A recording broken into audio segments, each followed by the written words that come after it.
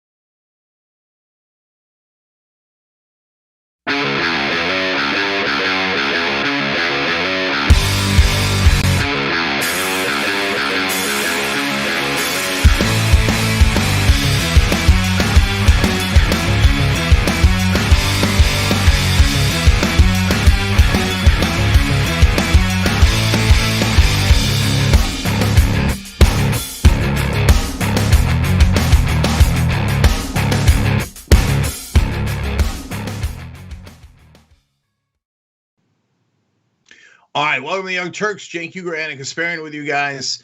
Lots of news ahead, of course, and we're wrestling over the COVID relief bill, the $2,000 direct checks. Plenty of criticism to go around for Republicans and Democrats, but there is a hero in the fight. We'll talk about that a little bit later in the program, or actually fairly quickly in the program. Also want to remind you there's only a couple of days left in our tyt.com/go program. You guys have already done amazing work to keep us sustainable and to keep all of us here through these tough times. We appreciate it. We'd love to finish strong. There's only 28,000 left now. In a minor miracle, we might make it. So tyt.com/go. Thank you, everybody. Really, really appreciate it. We bring change to this country together. All right. Speaking of which, Anna, let's get started. All right. Well, turns out that the pressure is on for the GOP in the Senate to pass $2,000 direct checks to Americans as part of the coronavirus relief effort. Now, this was a standalone bill that overwhelmingly passed in the House. And now, of course, it's up to the Senate under the leadership of Mitch McConnell to allow for a floor vote and see whether or not the GOP is willing to go along with what Donald Trump himself is demanding. Again, $2,000 direct checks as opposed to the measly $600 direct checks that were previously approved by Congress. Now, we do have an update already on Mitch McConnell and his tactics. Just to give you some more background, though, the House passed the bill to plus up stimulus checks with a bipartisan 275 to 134 vote. The proposal, called the Cash Act, aims to boost the $600 payments authorized in the massive year-end spending and relief package that Trump signed Sunday by another $1,400. Now, Senate Minority Leader Chuck Schumer made the request to take up this House-passed bill on the Senate floor. Mitch McConnell has already objected without further comment. Now, he did do something pretty sneaky, though. He has put forward his own piece of legislation that does address the $2,000 direct checks, but it includes poison pills, something that Senator Dick Durbin, the Senate Minority Whip, explained during a recent interview with CNN. Let's watch.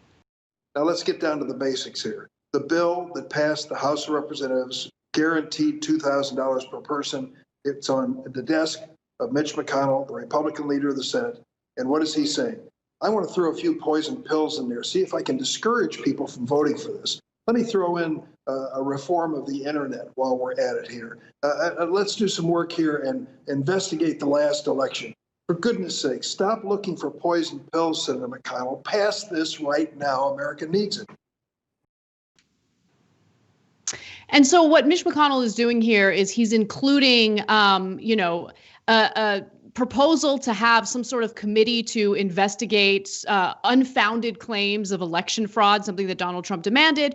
And the second poison pill in McConnell's version of this legislation includes repealing Section 230, which provides a liability shield for social media platforms that, would not be held liable if a third party or a user posts something that could be illegal or defamatory on their platform. So again, Trump has this big grudge against tech companies because they've been fact-checking him throughout the election, and he wants to retaliate. Mitch McConnell knows that including those poison pills in the stimulus proposal might not work to the Democrats' favor. It might not work to Donald Trump's favor. So, Cenk, I'm really curious what you think about this tactic that McConnell's using. Yeah. So there's two different guilty parties here, but maybe even three. But certainly Mitch McConnell is the leader of that parade. So he is in some ways single-handedly blocking $2,000 checks to American people. And he's doing it with the procedure that we just explained. But the second party here is the most important. McConnell is not actually doing this just by himself. He obviously talked to the other Republicans. He is the leader of the Republicans in the Senate. And he's basically saying, look, I just won my reelection. I'm not up for another 6 years. I'll take a bullet on this one from Trump and everyone else to protect the rest of you guys so you don't have to vote. So Loeffler and Perdue and almost every other Republican in the Senate, with the exception of Josh Hawley, don't actually want this. They don't want it at all. Now, they're forced to lie and say that they want it. In fact, they're going to do so awkwardly, as you're going to see in a minute. So by McConnell single-handedly blocking it, they get to go, oh, well, I would have voted for it. I mean, I would have, but, what can I do? McConnell blocked it. Grrr! Right? So that's the game that's being played. Kelly Loeffler and Perdue definitely not in favor of this. No question about it. None of the Republicans are. Again, with the exception of Hawley, you can tell he's been on that side from the very beginning. So with credit where credit is due. Now, that's the first part of it. The second part of it is, and Dick Durbin is absolutely right, and I don't often say that, let alone almost ever say that. But I have to point out, again, he's a terrible messenger for this. So poison pill is a term of art in politics, and a lot of you might know it, but most Americans don't know it. He has to explain by packaging up in the next round of the vote the $2,000 bill with a nonsense, insane voter fraud investigation that no Democrat would vote for, to do an investigation of something that didn't happen, that's already been investigated 1,000 times, including by Trump's Justice Department. And then to also include this insane provision against the social media companies because Trump has a beef with them. Well, that'll kill the bill. Of course it'll kill the bill. The Democrats can't vote for it. The Republicans can't vote for it. McConnell's doing that on purpose to make sure that you do not get the $2,000. That's the whole point of McConnell's actions in both procedures. So no one should ever be unclear that Mitch McConnell and the entire Republican Party are guilty, and they're the ones who blocked your $2,000 check. And I'll put Trump in the exception case too. He's clearly pushing for $2,000. It might be for his own political benefit, but I don't care. He and Hawley are fine. The rest of them don't want it at all. And when you get on television as a Democratic leader, it is really important for you to clearly and forcefully explain who the bad guys are. Right. No, you make such a great point about how Mitch McConnell, through this proposal, is providing cover for GOP lawmakers in the Senate who certainly don't want to provide additional relief to Americans who are struggling right now. Remember, when the negotiations were happening in regard to the relief bill that was just passed and just signed by Donald Trump, you had GOP lawmakers who literally felt comfortable transparently claiming that they're worried about the debt. They're worried about deficit spending. I mean, it's just hilarious because less than 2 years ago, they voted in favor of massive tax cuts for the wealthy, massive corporate tax cuts without getting rid of any of the corporate tax loopholes and deductions. That cost our government $2 trillion over the next 10 years. And all of a sudden, we're so worried about the debt when it comes to actually doing the right thing and helping Americans who are suffering right now due to no fault of their own, of course. And since you mentioned Perdue and Loeffler, who are, of course, concerned about getting reelected in the Senate runoff races in Georgia, David Perdue told Fox News the following, and of course, I don't believe him either. He says, "I'm delighted to support the president in this $2,000. It's the right thing to do for people in Georgia." And then Kelly Loeffler had an incredibly awkward interview herself, where she spewed all sorts of lies, which we'll debunk in just a second. But take a look at what she had to say. So will you support that bill, that encouragement from the president once it gets to the Senate? Well, look, the president has fought for our country from day one. He continues to fight for every single American. I've stood by the president 100% of the time. I'm proud to do that. And I've said, absolutely, we need to get relief to Americans now, and I will support that. But look, here's the issue. Democrats have blocked relief time and again. That's why we're in this situation as a country. We've tried to pass that relief since this summer. Nancy Pelosi, Bernie Sanders, they've admitted that they held it up because they were playing politics.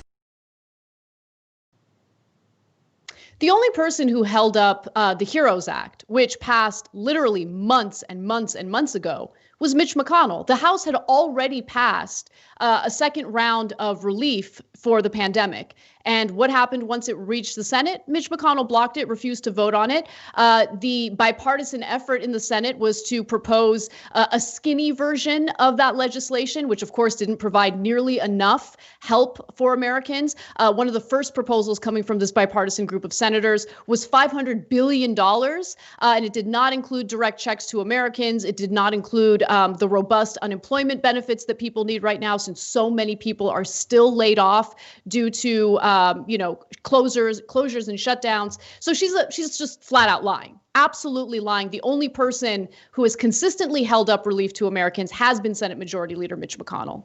Okay, so let's clarify a couple of things here. First of all, it's Fox, so of course they're not going to correct her. But if she was on an actual news program, the anchor should have said, I need to tell the audience what you just said is totally untrue. And then point out the facts that Anna just told you about how it is indisputable that the Republicans blocked this bill for about 8 months. It's indisputable that the House had passed it. And then I would go on from that, though, and say, but wait a minute. In the Republicans' first proposal out of the Senate, there was $0 in direct payments. Kelly Loeffler, you're a current senator in the United States of America. You're in that caucus. You did not object to that publicly at all. You never objected to the $0. When it got moved up to $600, you didn't object until Trump objected. So did Trump make you change your position, which earlier was to give nothing at all to the people of Georgia? Or did you secretly believe it, but you were too scared to oppose Mitch McConnell and thought, let's crush the people of Georgia by giving them $0? Because that was your position. There's no question it was your position. So can you please level with the audience? Of course, not only is there no one on Fox News who would do that, but there's no one on cable news who would do that. Oh, it's a senator. Oh, what if she doesn't come on our show again? Yeah. What if you did a news program? That'd be amazing. But I've got to add one more thing to that. Notice that he asked, it was a softball friendly question from Fox News. Hey, do you agree with this bill? She never actually talked about the bill. So she's like, oh, yeah, the Democrats blocked it earlier or something, whatever, right? Joe, we wanted it. Oh, we suggested $0 because we really, really want it. Wink, wink. But she never actually said anything about this bill. So, no, she definitely doesn't want you to get the $2,000. The rest of it is complete political theater. Yeah, definitely. And she's not the only one who's engaging in this political theater. A number of other Republicans have come out alleging their support for $2,000 direct checks to Americans. Of course, they weren't vociferous about this prior to Donald Trump, throwing a monkey wrench into these negotiations. Marco Rubio, for instance, is one of the senators who's now all of a sudden calling for the $2,000 checks. He said the following: I agree with the president that millions of working class families are in dire need of additional relief, which is why I support $2,000 in direct payments to Americans struggling due to the pandemic. I share many of my colleagues' concerns about the long-term effects of additional spending, but we cannot ignore the fact that millions of working class families across the nation are still in dire need of relief. One of the other Republican lawmakers in the Senate who said something similar was Senator Lindsey Graham, who was golfing with Trump over the weekend and urged him to sign the version of the economic relief bill and the spending bill that doesn't provide enough relief to Americans. But he did so promising that he would fight to get $2,000 direct checks to Americans. So maybe it's part of the deal, but I just really want to emphasize that this is not something that GOP lawmakers were in favor of. It's not something that they fought for. This is something that they have completely switched gears on because, again, the ball is in their court and people are really suffering right now. As I mentioned, 8 million additional Americans are now living in poverty since the past summer. This is first time poverty for these Americans. And it's because of the lack of real relief and response from our congressional lawmakers and the federal government. Yeah. Go ahead, Cenk. So a couple of things. There's two different camps that are pretending to be in favor of this after they were opposed to it in the first place. One is the Lindsey Graham camp. Those are the people who tricked Trump into signing the COVID relief bill overall. And they said, oh, we promise we'll bring up the $2,000. and they knew that they'd bring it up in a way that included the poison pills so that it would never pass. And they also knew that Trump is too stupid to understand any of that. So that's why Lindsey Graham is following through on his end of the deal here, saying publicly in a way that is totally irrelevant to the vote, oh, I support Donald Trump's $2,000 stimulus checks, which he never supported before. He knows that McConnell blocks the first time and then bipartisan block on it the second time. So that his statement is totally meaningless to appease the idiot Donald Trump. Marco Rubio, on the other hand, is doing this because he's planning on running for president in 2024. So he sees Josh Hawley saying $2,000, and Josh Hawley's going to run.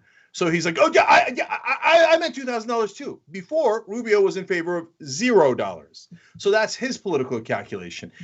Guys, it's so important for reporters to give you this context. And a lot of times they patronize you and they baby you and they don't say it because part of it is political correctness. Oh, I don't want to offend Marco Rubio. Maybe he honestly changed his position from $0 to $2,000 overnight, not because of his political ambitions, but because he had a change in principle. No way. But they're too afraid to say it. I mean, look, that's honestly why not only the Young Turks exist, but you guys made us as big as we are, so we can actually tell you the truth about what's happening in politics. Now, I want to go back to Loeffler and Perdue. So they were never in favor of this. They were in favor of $0. So look, a Rebellion PAC, it was set up partly to do super tough ads that point out things, and super effective ads that point out things that Democrats won't do. So in this case, it's super easy, quick ad that's going on digital media, and the more people give and help the rebellion.com, the more this will run in Georgia. This is a fact, and they should clearly state it as a fact, and that's what this quick digital ad does. So let's watch that one. The only thing stopping you from getting $2,000 of COVID relief are the Republicans. Vote Democrat, early or on January 5th.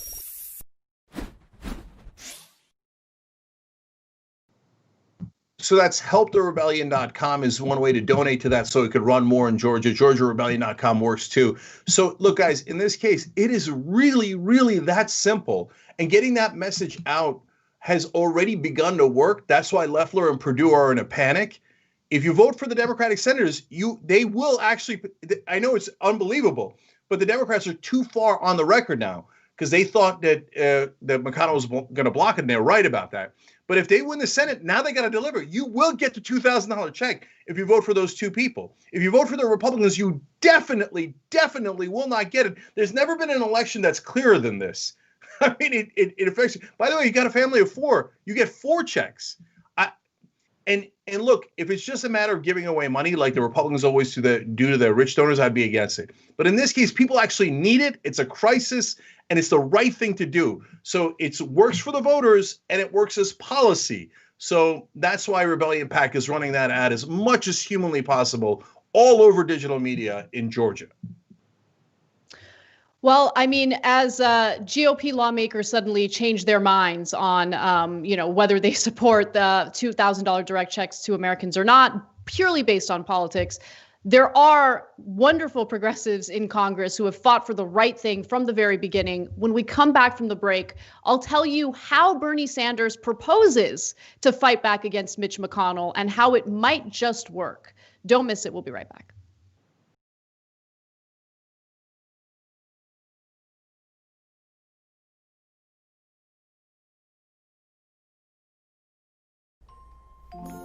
Oh, hi. I didn't see you there. Come on in.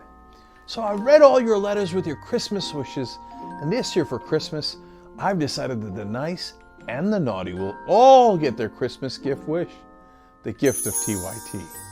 And if you want your friends and loved ones to also enjoy the gift of independent progressive news from a network that is uncorrupted by corporate greed, then be sure to go to tyt.com/gift so that every member of your family, even the ones on the right, will get the gift of TYT. Merry Christmas and Happy New Year. Ho, ho, ho, ho, ho. Onward, Blitzen. Onward, the other one. I've been honest with him. Like, yeah, I was upset with you and I should have done it. But instead I was like, I'm just trying to protect my engagement ring.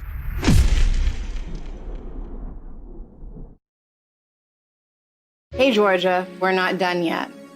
I'm Dr. Lena Hamilton, poet and educator out of Atlanta, Georgia. And I've got a message for you. You. Yes, you. If you're going to be 18 by January 5th, it's time to register to vote. You have until December 7th. We have an important race coming in the Senate runoff, and we need your vote. So get out, get registered, and let's get voting.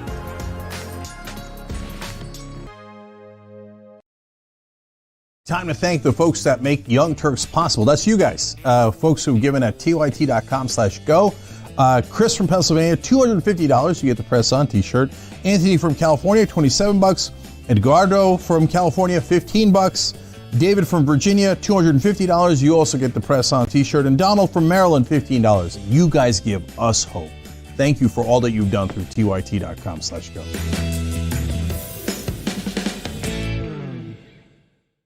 Patience. It's a virtue. They think you can put me in a box. But you can't stifle a revolution. Cenk Uygur, you started something, an idea. The truth and honesty matter above all else. And the people love you for it. And for a while, so did I. We could have stood united, a political force of reckoning upon our foes, the hypocrites, the phonies, the unjust. But you put me in this box. Cenk! No! You began without me. You began without me. But God as my witness, I will be the one to finish it.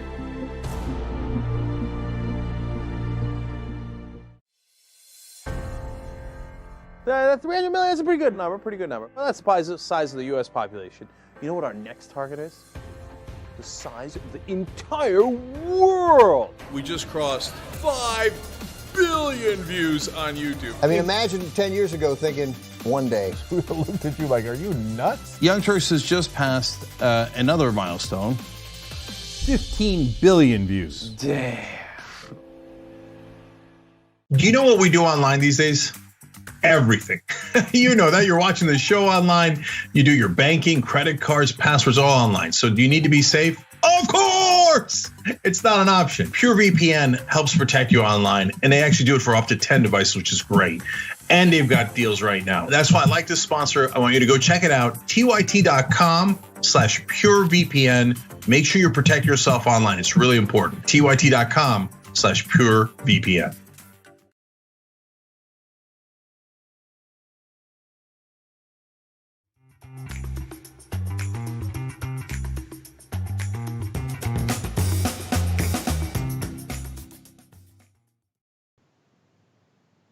All right, back on TYT, Cenk and Anna with you guys. So tonight, ABC has a special called The Year 2020, and it's on 9 o'clock Eastern. Why am I telling you about it? Well, Cori Bush is on it. That's awesome. Mark Cuban, Joel McHale. Now I love Community. So still, you're wondering, okay, that's good. That's good. I'm happy. Oh, former TYT host Karama Brown is on. So that's awesome. Current host and producer Brett Ehrlich is on. So you gotta check it. So Brett is going to be on ABC tonight at 9 o'clock Eastern, the year 2020. Unlike that graphic, he will not be the only one on. Well, other progressive heroes like Cori Bush will also be at other progressive heroes, Brett. You hear that? Okay. So check that out tonight at 9 o'clock Eastern if you can. All right, let's go to our members. tyt.com/join to become a member, and we read your comments first. Salty T writes in, "Go Bernie! He never stops his fight for us, and we must continue to fight for him and us. The struggle continues." We're going to tell you about that next. You're exactly right. And Jess writes in, "For several decades, we've known that Americans were only one paycheck away from financial disaster, and here it is, disaster." Unfortunately, that's true. Great points and questions here that I really want to address. Someone who likes Bernie Sanders wrote in, "The other GOP senators are definitely on board for blocking this. If they weren't, McConnell isn't a god. They could replace him with a new majority leader and bring the bill to the floor, or use that threat to stop McConnell from blocking it in the first place." 100% right, and you understand politics way better than almost any mainstream media reporter. And by the way, a lot of the corporate Democrats, the mainstream Democrats, they're all like, oh, McConnell. No, guys, it's the entire GOP. Otherwise, McConnell couldn't do it. So I love how smart our audience is. Okay, now, speaking of which, I go to Eclectic Miscellanea, and he says, he asks, why are even establishment Democrats suddenly pushing for $2,000? Is it because of the Georgia races? Is it because Trump made them look bad by asking for more than them? Are they afraid of a revolt by progressives who could make things difficult for leadership this time around? No, definitely not the latter. One. They're not at all afraid of progressives. The first two, yes. The latter, no. I don't think they're afraid of progressives at all because we're not organized, period. Yeah. We're not. So, look, I don't think the corporate Democrats are in favor of it at all. In fact, I think you're going to see that in the next story. So let's get to it. Let's get to the Bernie fight so we can show you how, in reality, again, no reporter says this, because they are totally in bed with corporate Democrats. They don't even know it. It's just a cultural thing. It's groupthink. But we're about to show you the reality of why most of the Democrats are actually not in favor of the $2,000 check, even though they're pretending to be. All right. Well, Senate Majority Leader Mitch McConnell has blocked a standalone bill to send direct checks to the tune of $2,000 to Americans struggling during this pandemic. But Bernie Sanders actually has a tactic to fight back that may work. Now, in order to understand the context, it's important to point out that right now, the Senate is set to vote on two different bills, technically vote on two different bills. One would be in regard to the $2,000 stimulus payment, something that McConnell has already blocked. But the other bill is to override Donald Trump's veto on the defense spending bill, the National Defense Authorization Act, which Trump threatened to veto. He did, in fact, end up vetoing that bill because it did not repeal Section 230, which would essentially end the liability shield for tech companies and social media platforms. And it also did not take out the proposal to rename military bases that have been named after Confederate soldiers. And so Trump vetoed it. The House has basically voted to override Trump's veto. Now it's up to the Senate to do the same. Now, what Bernie Sanders is saying is, no, I'm not going to vote to override that veto on defense spending unless I get what I want and what the American people need. So he writes this on Twitter. The House passed a $2,000 direct payment for working people. Now it's the Senate's turn. If McConnell doesn't agree to an up or down vote to provide the working people of our country a $2,000 direct payment, Congress will not be going home for New Year's Eve. Let's do our job. And then he also wrote, today, Senator Markey and I demanded a vote on $2,000 for working people. It's simple, no vote, no New Year's break for senators. So what he would do is refuse to consent to overriding that veto, which could delay the defense spending bill, which could prevent them from, going home for the New Year's break. And so it's really it's an interesting strategy. I think that it has the potential to work. He is playing hardball. And so we'll see how Mitch McConnell handles this. But I do want to just quickly point out before I go to you, Cenk, that Senator Dick Durbin, the Senate Minority Whip, a Democrat, has disagreed with this strategy. Here's what he had to say about it on a CNN interview. Do you support that tactic? Is that tactic helpful at this point?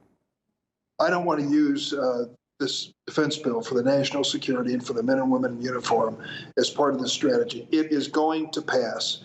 I can tell you, knowing the Senate rules as I do, it is going to pass. Let's put the pressure on Senator McConnell to call the measure that passed the House for $2,000.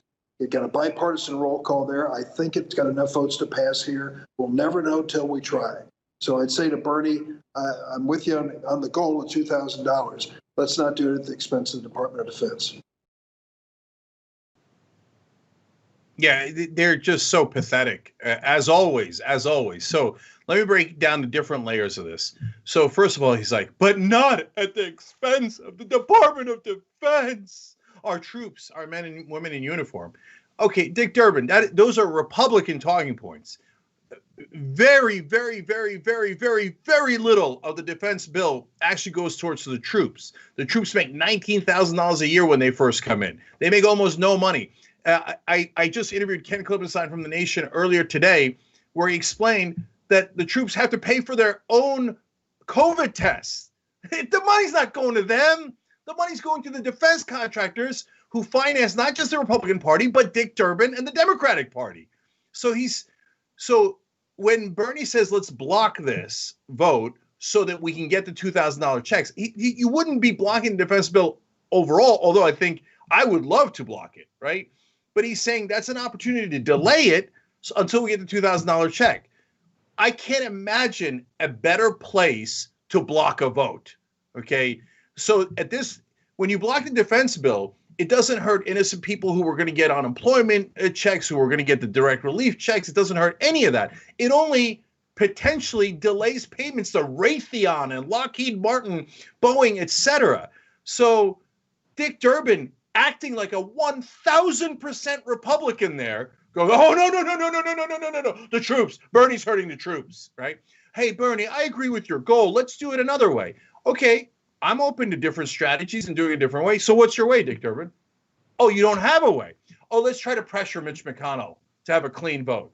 Really? What's your strategy for pressuring him? What Bernie's doing is an actual strategy to pressure Dick Durbin. I'm sorry, although, yes, you should pressure him as well. Pressure Mitch McConnell into an actual vote. Durbin is saying, I have no plan to pressure him. I have no plan at all. I just want to make sure that Bernie doesn't win because my donors, the defense contractors, the troops have to get paid. So it's pathetic. Now, in terms of creating the right kind of pressure, if you noticed, Bernie said there was somebody else joining him on this. And normally Bernie's always alone, right? He does the right thing. All other corporate Democrats are the worst. They never support him because they're actually Republicans. So, but in this case, if you notice, he mentioned Ed Markey. Ed Markey is supporting him. Guys, there's a super important political point in there that I want you guys to understand. Ed Markey supported Green New Deal with AOC. And so when he was running for re-election in the Senate, the corporate Democrats turned on him and they had Kennedy run against him. And even Nancy Pelosi said, you should defeat the sitting Democratic senator in Massachusetts and you should vote for Kennedy. And the reason she said that, she said, oh, it's because I love the Kennedy clan and dynasty. It's a sickening, gross reason to support them. In reality, Kennedy raises more money for corporate Democrats. That's why she wanted it. But Markey won. He was losing. And he won by rallying progressives to his side.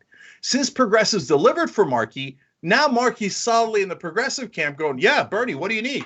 You need backup on this? Goddamn right, I'll call out Dick Durbin on it. These guys weren't on my side when I needed them. Progressives were.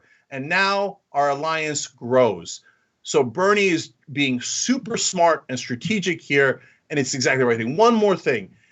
In terms of, well, Durbin says it'll pass, it's just a delaying tactic. But remember, even if it turns out to be true, it's a super important delaying tactic because it keeps Loeffler and Perdue in D.C. and not campaigning in Georgia.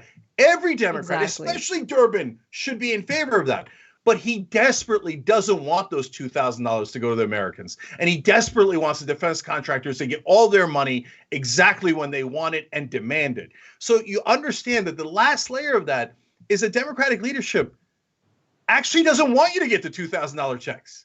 If they did, they'd support Bernie on this. No, they know that McConnell's going to block it. And then later, I guarantee you, that same Dick Durbin will go on TV and go, well, it turns out there was nothing we could do. After he defeats Bernie trying to do something. So they're liars. They don't actually want you to, they're Republicans. They don't want you to get the check. And the whole media plays along as if Dick Durbin and Chuck Schumer and Nancy Pelosi actually want you to get the $2,000 check. They don't. Yeah, I mean, look, the easiest way, simplest way to understand this is Dick Durbin knows, everyone knows that there's a unique opportunity here where the Senate Democrats who actually do want direct $2,000 checks to Americans, have leverage. They can use this leverage in order to get what they want, right? And the leverage has everything to do with utilizing delay tactics that keep Loeffler and Perdue in Washington, D.C. when it's like the final stretch of their campaigning. They don't want to be in D.C. They don't want to have to vote on anything. They want to continue campaigning. They want to get reelected in these Georgia Senate runoff races. Why wouldn't you use this leverage? The only reason why you wouldn't use the leverage is because you don't want to use the leverage. You don't care about getting those direct checks to Americans. Because look, the fact of the matter is, whether the delay tactic is utilized or not, the $741 billion for defense spending, it's going to pass. They will eventually override Donald Trump's veto. There's no question about that. And so I have no doubt in my mind that Durbin knows that's eventually going to pass.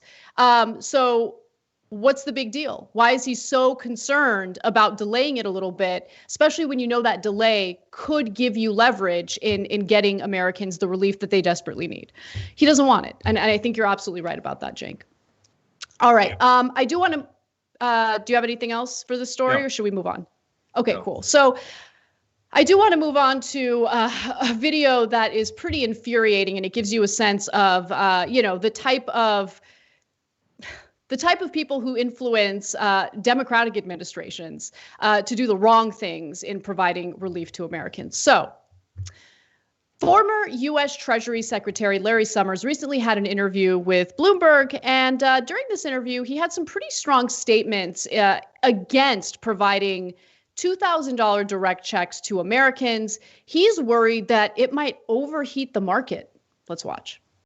I don't think the $2,000 checks make much sense. We have stimulus already much more than filling out the hole.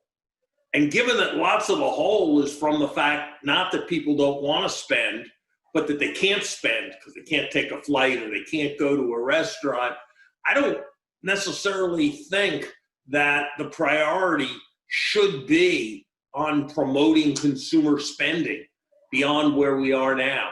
So I'm not even sure that I'm so enthusiastic about the $600 checks. And I think taking them to $2,000 would actually be a pretty serious mistake. And I have to say that when you see the two extremes agreeing, you can almost be certain that something crazy is in the air. And so when I see a coalition of Josh Hawley, Bernie Sanders, and Donald Trump getting behind an idea, I think that's time to run for cover. So I would argue that the crazy one is the person who thinks it's crazy to give Americans the relief that they desperately need during this pandemic, which has led to record unemployment numbers to no fault of their own, by the way, because of this pandemic, something that they didn't have control over. The House overwhelmingly voted in favor of $2,000 direct checks to Americans. 44 Republicans switched their votes in order to support the direct checks to Americans, 275 to 134 in the Senate. One other thing I want to note is we need to stop thinking about this as a so-called stimulus, because that's not what this is. The direct checks to Americans is not about more consumerism. It's about survival. They're survival checks. People need to pay their rent, Larry Summers. People need to provide food for themselves and their families, Larry Summers. That's why you're seeing these insane long lines at food banks across the country. This is about survival. It's not about stimulating the economy. The Federal Reserve, I assure you, has got that on lock, providing printed money to all of these corporations and banks to artificially inflate the stock market, which is why you can see this record unemployment, mixed in with, the stock market doing so incredibly well. That disconnect is there for a reason, and it's because the Federal Reserve is stimulating, private industry, whereas average Americans have been left in the dark and haven't gotten the relief that they need. So I mean, this guy was, he worked for the Clinton administration, worked for the Obama administration, absolute toxic garbage that has led to all sorts of poor decisions in our economy, all sorts of poor decisions that have led to more inequality in America. And that's why we find ourselves where we are right now. So let me explain to you why we're doing a story about Larry Summers. So he is the very core of the establishment, and he shows you that when it comes to economic issues, there actually are no differences between Democrats and Republicans.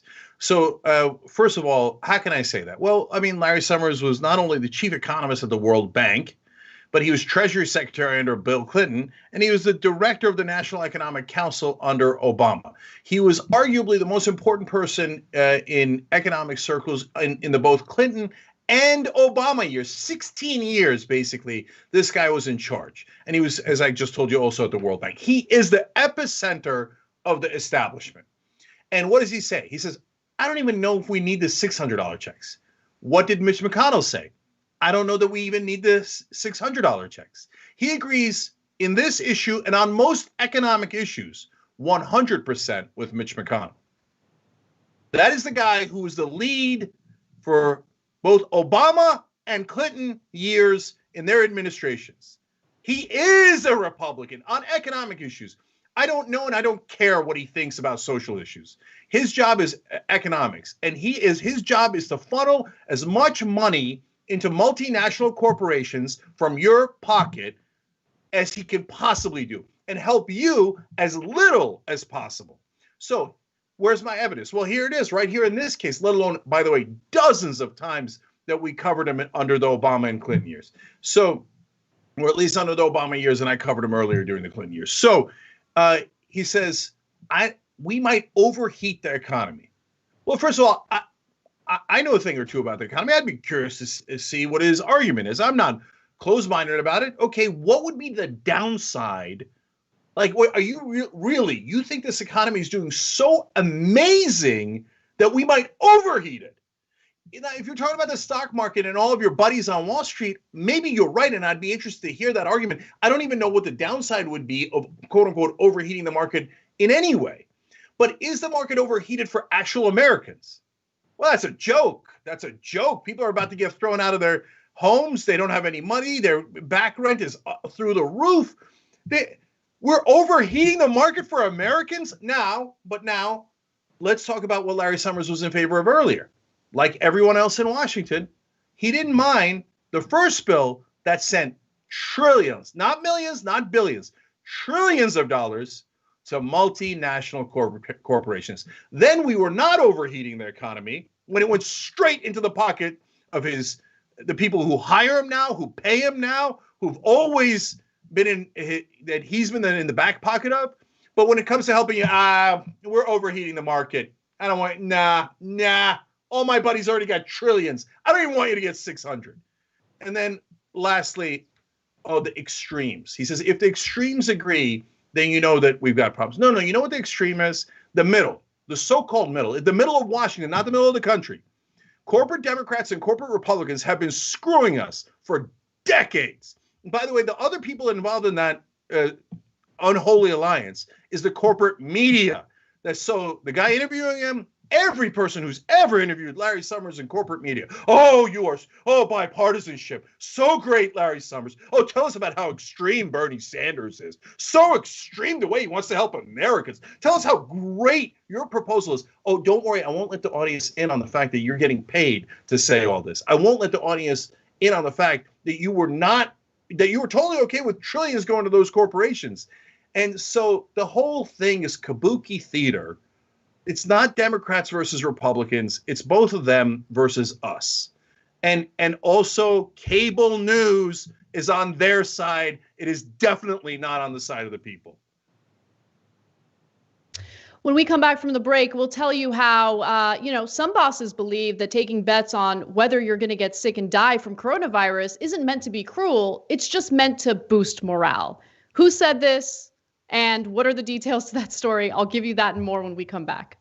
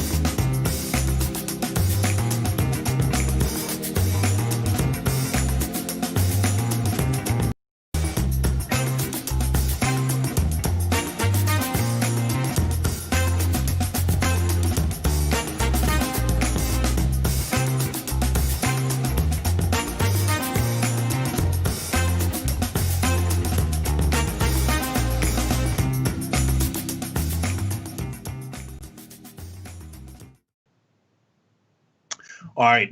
Back during the break, we got a little bit of the tech issues from yesterday fixed because it stopped raining in LA. Anyway, you can see we got 27,000 left at tyt.com/go. We're almost there, guys. So let's make more change possible. We did not, unlike the cable news, we're not taking advertisements from defense contractors and drug companies and all those giant corporate advertisers. So that's why we rely on you. And I'd rather be tied to you guys than to them. So, all right, now let's go to the member section. Kid tested, Politburo approved, writes in. Funny handle. One can only hope that Cenk incorporates a Bernie wrestling ad into the TYT library, hitting McConnell with a chair, maybe. Well, that would be awesome. He's doing that proverbially at this point, of course. Badger Gal says, what the heck does overheating the market mean anyway? Exactly. It could have a meaning, but he never explained it, and he certainly didn't bring that up when they were giving trillions to his friends. Pork Chop Express says, I'm tired of rich old white men telling the majority of Americans what's right for us. And he doesn't even care about you. He's not telling you what's right for you. He's just only talking about the stock market because that's all the wealthy care about. Marby, not all the wealthy, the donor class. Marby writes in, about corporate Democrats being afraid of progressives. As a group, I agree they aren't, but I think Chuck Schumer is afraid of AOC running for his seat when he comes up for re-election. I think that's why he's fighting for things like student loan relief and supporting Bernie more often. Marby, once again, you understand politics probably better than most reporters in the country, but even some mainstream media reporters have pointed that out. No question. And this is why it's important for Justice Democrats to win and for progressives to win. Because when they do, they create pressure. Not only did AOC knock out the fourth-ranking Democrat in the House, she's now got the Senate leader for the Democrats worried about his seat and going left. That's exactly how you create smart, strategic pressure to actually get things done. Toss a coin to your progressive candidate says, if Bernie pulls this all, I 100% guarantee Pelosi will get all the praise from the media. Well, it's already happening. The maneuver that Bernie did to block the first piece of legislation, every article now says Schumer did it. Yes, technically, Bernie's pressure got Schumer to do it, and so they say Schumer did it, but they then leave Bernie out of that equation completely. But it doesn't matter. Unfortunately, Bernie's tactic won't work because his problem isn't the Republicans. It's that his own party doesn't agree with him and doesn't actually want the $2,000 checks. So that's why he has almost no chance of success, unfortunately. So many more here. Leroy, not Jenkins, writes in, I hear Markey, what's up with Warren, though? She's really quiet. Super fair point. Super fair point. Okay? I had to speak up for that one. On votes that matter, on when you have the strategy lined up and it makes sense, that's when you got to show up. If you don't show up, well, then there's nothing we can do about it. All right, we'll be right back.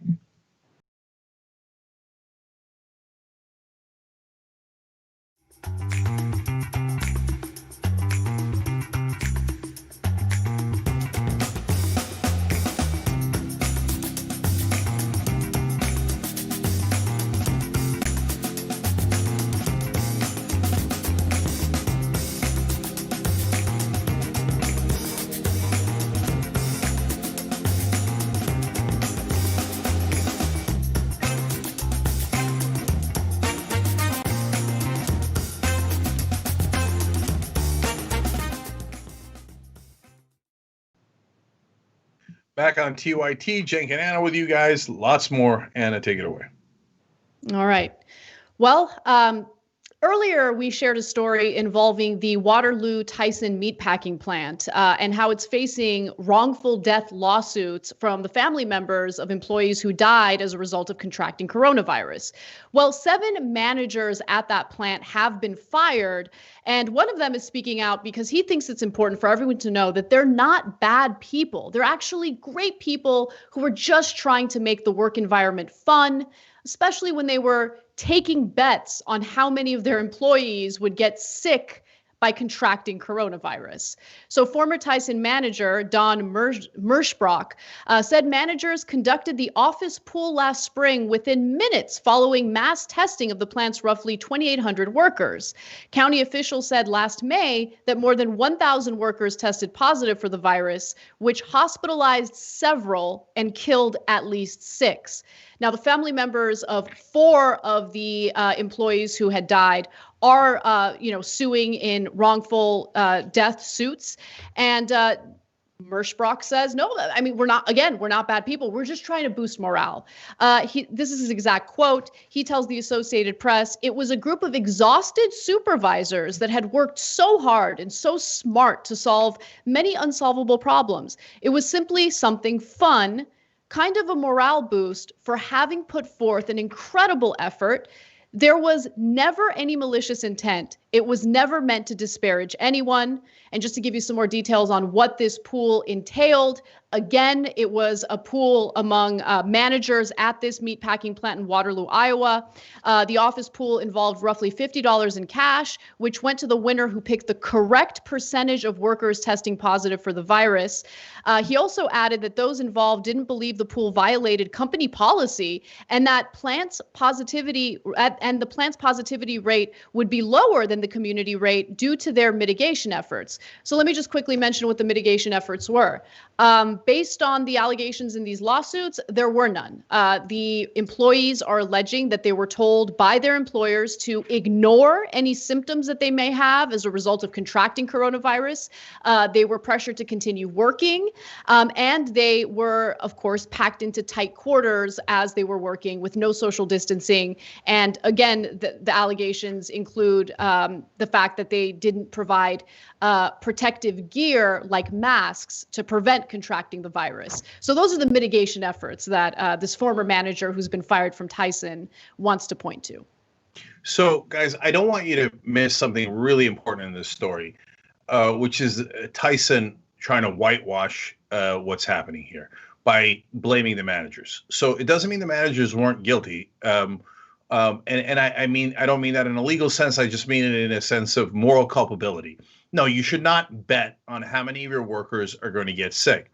By the way, it turns out the correct number was 1,000. 1,000 of their workers got coronavirus. 6 died. So 4 of the deceased family members are suing now. And so Tyson, that manager said something important about how, just boosting morale, talking about how the workers are going to die and how many of them are going to get sick. It was fun for us managers. I don't think that's fun. And if that's what boosts morale for managers, that's pretty sick. Having said that, the real culpable people here is the company, because that manager says, look, they told us to solve this unsolvable problem. And on that, he's right. They say, okay, don't take precautions, shove them all back into a building where we know they're likely to get coronavirus. And then afterwards, we'll blame you guys for not getting enough production and having too many people get sick. But wait a minute, it was executives' decisions, not even the managers, but executives higher in the company that made that decision. So are they more culpable? Absolutely. And so in this particular case, what do? And this is what drives me crazy again about the press. They hire former Attorney General Eric Holder to do a whitewashing effort. And he says, yes, the managers are guilty, but the company's fine. Well, yeah, they paid him to say that. He's a lawyer. I get it. He has a job. His job is to help companies avoid lawsuits, etc. So Holder's doing his job, but the press should not give any weight to the fact that he's a former Attorney General. He was hired to whitewash. He whitewashed, and they make it all seem like, it's only the manager's fault. No, it's in this case, it's Tyson's fault for telling the managers, shove them back in there. Don't take the precautions. The only thing that matters is the bottom line. And then go, oh, golly gee, they made a bet. I can't believe they did that. It's only their fault and not our fault. Nonsense. Yeah, I mean, look, the executives have more power and they really do call the shots. So you're right about that. I also think that there's one other group that should take at least some of the blame. And again, I'm not clearing the executives at Tyson of any wrongdoing at all. But remember, early on in the pandemic, one thing that was noticeable for people who would go to the grocery stores is that there was a shortage of meat. There was a shortage of all sorts of products because of how our supply chains work and because of the fact that we outsource the manufacturing of pretty much everything. But when it came to meat, we did experience some empty shelves. And in response to that, I mean, it feels like an eternity ago, but remember, the Trump administration forced meatpacking plants to reopen. And that impacted the Waterloo plant as well. And Alex Azar, the Secretary of Health and Human Services, was quoted saying this at the time in regard to the risk of community spread of coronavirus. He said, "It's the workers' home and social lives that are spreading the virus." So what he was trying to do there is blame the workers and what they do during their free time, rather than blame these companies for not taking the appropriate measures to mitigate the spread of this virus. And of course, he and the Trump administration aren't going to take responsibility for forcing these companies and these meatpacking plants to reopen during a time of crisis without providing the PPE necessary. There was a shortage of PPE in the beginning of the pandemic because, of course, the administration didn't take it seriously. And in early February, Mike Pompeo even bragged about shipping PPE over to Wuhan. That tweet, by the way, is still up. And so there's plenty of blame to go around. And I don't want to clear the incompetence and the cruelty of the Trump administration in this case either. Yeah, but the interests of the Trump administration and multinational corporations are the same. They fund Trump and the Republican Party, and in a sense, even Trump is just a water boy. When the business interests give them money and they say, "Do as you're told," Trump has said 1,000 times, "Why wouldn't I do what people tell me to do if they give me a lot of money?" He said that about the Saudis. He said it 1,000 times. So they say, "Here, carry out this errand for me, water boy." And Azar does it. Trump does it. They all do it. And the bottom line is the bottom line. So Tyson wanted to make more money, and they didn't give a damn who got sick or who died. And so they now have a convenient fall guy in the managers who amply deserved it. But no way that you should let Tyson off the hook. And I'm curious if in the lawsuit they'll bring up how much Tyson has donated to politicians, because that's how they control the politicians in the first place. So if you want to know why the politicians give them lax environment where they can brutalize their workers, it's not hard to figure out. It's the checks they write them. All right. Well, let's move on to the issue of free speech, something that many in media claim to care about, but weirdly enough, don't ever talk about it when it impacts someone who's using free speech to challenge people in positions of power like Donald Trump. So, a doctor who criticized Trump's irresponsible behavior when he was hospitalized with coronavirus has been fired from Walter Reed Medical Center. Dr. James Phillips criticized Trump's drive-by with Secret Service in the SUV with him. This was when he was hospitalized with coronavirus, and he decided to go out and greet his supporters who were, standing by the hospital. And so, Dr. Phillips did criticize Trump for that, saying that it was incredibly irresponsible because he's putting the lives of those Secret Service agents at risk. So he says this in regard to getting, axed from Walter Reed Medical Center. He says, "Today I worked my final shift at Walter Reed ER. I will miss the patients and my military and civilian coworkers. They have been overwhelmingly supportive. I'm honored to have worked there, and I look forward to new opportunities. I stand by my words, and I regret nothing." And so, just to remind you all of what he said exactly verbatim, he said the irresponsibility is astounding. Every single person in the vehicle during that completely unnecessary presidential drive-by just now has to be quarantined for 14 days. They might get sick. They may die for political theater commanded by Trump to put their lives at risk for theater. This is insanity. Yeah. So there's two layers of this story that are really interesting.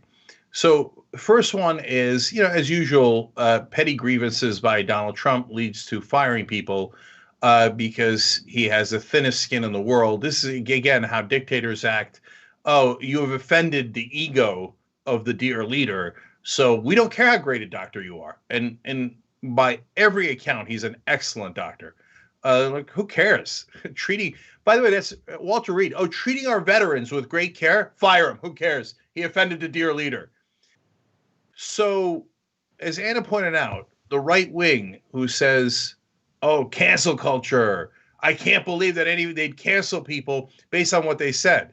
Now turn around and go, oh, he criticized the dear leader?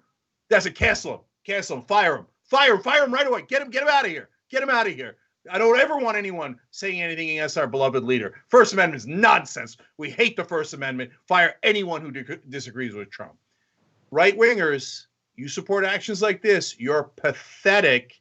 You never believed in our Constitution, and you definitely never believed in the First Amendment or free speech. All you believed in is, I just want to say racist things. Please let me say racist things.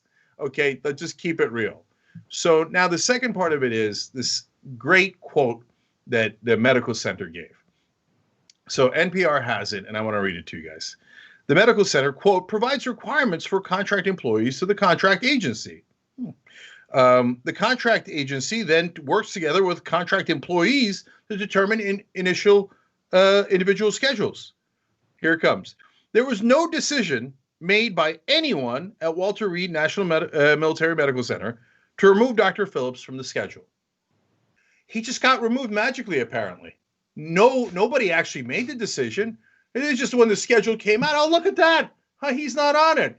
I wonder how that happened. Oh, he criticized Trump. I mean, nobody knew that. It doesn't matter. Nobody makes decisions at Walter Reed. That's why he was magically taken off just by the non-decision fairy. Yeah, I mean, and look, I mean, this is the kind of speech that absolutely needs protection because he is challenging someone in a position of power. But more importantly, he's doing so from the standpoint of an individual who knows firsthand what it's like to suffer the consequences of people not taking the pandemic seriously.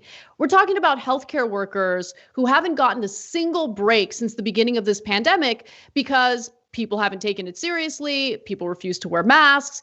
We now have these situations in states like California, by the way, where they're like speakeasy type environments where people are like businesses are like having these secret get-togethers in order to keep business running, even though it goes against the rules and regulations of the state, right? In order to slow the community spread. Right now, there are no empty hospital beds in the state of California as a result of people still getting together, having private parties, going to businesses that shouldn't be open, but they're, operating underground. All of this stuff is happening, all of this irresponsible behavior.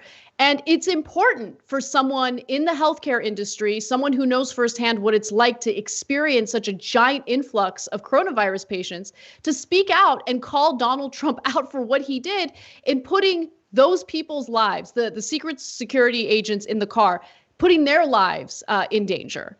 But yeah, I guess this just isn't the kind of speech that anyone wants to protect. The only time we should get up in arms about free speech is when people kindly ask us to refer to them by their preferred pronoun. That's the only time free speech is an issue for the right wing.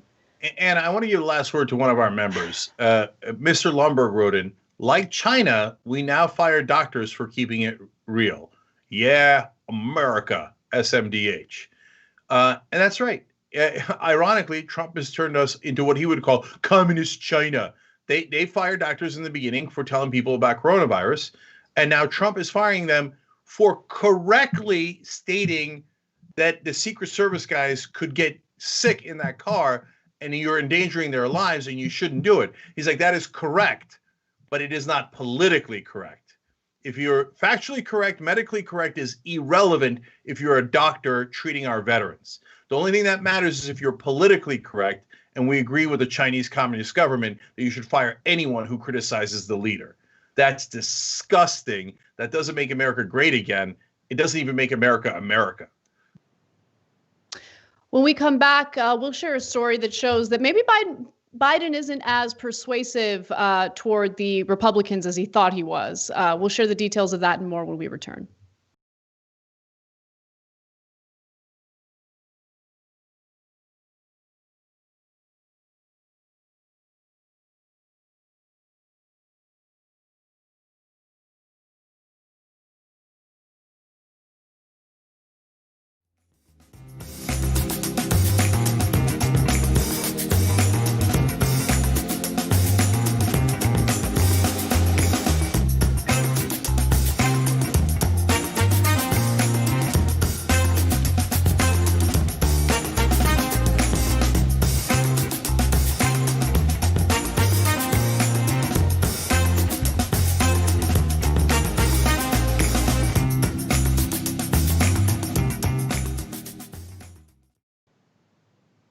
All right, that was exciting. I don't know if you guys noticed the thermometer just changed live on air there and almost got to 974, only $12 away. tyt.com/go. There's only 2.25 days left. So let's please make this possible. We're almost there.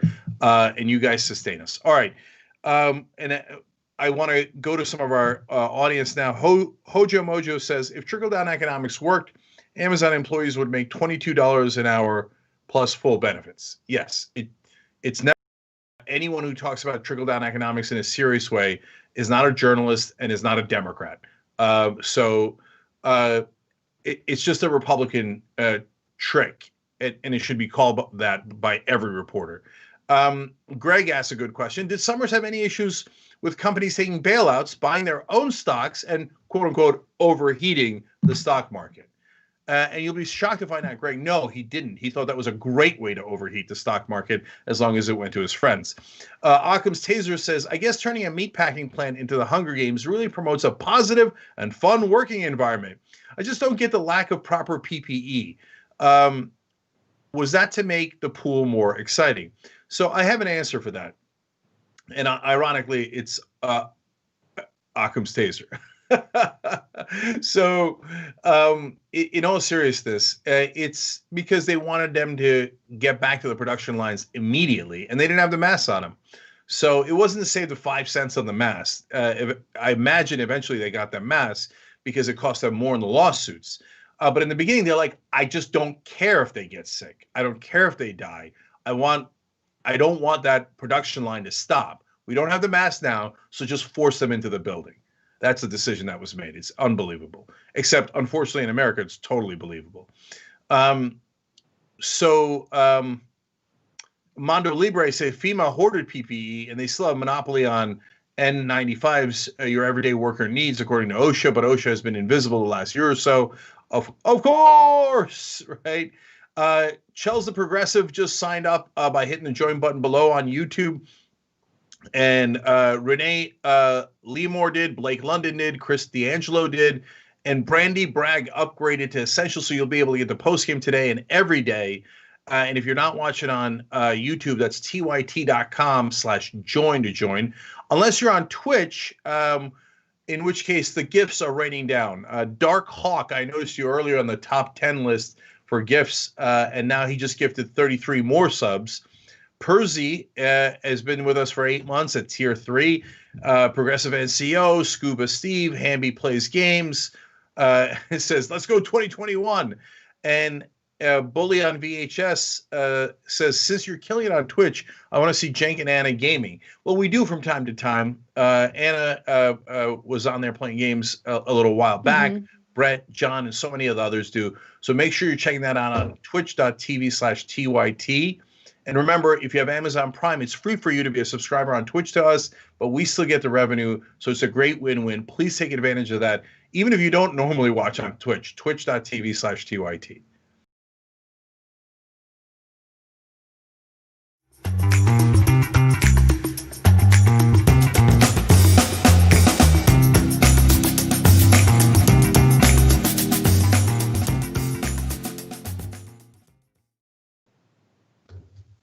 All right, back on TYT, Cenk and Anna with you guys. Anna's got more news for us.